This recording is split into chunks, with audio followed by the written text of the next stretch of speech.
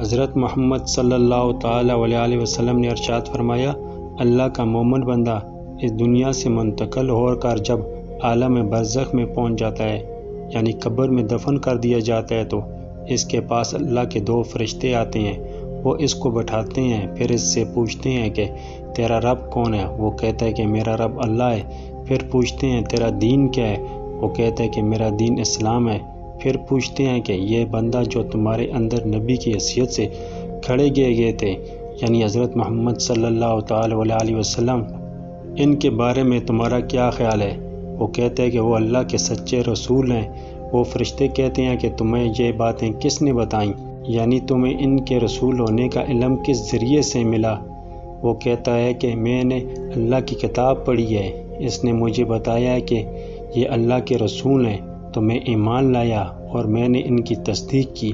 اللہ کے آخری رسول صلی اللہ تعالیٰ علیہ وسلم فرماتے ہیں کہ مومن بندہ کا یہی جواب ہے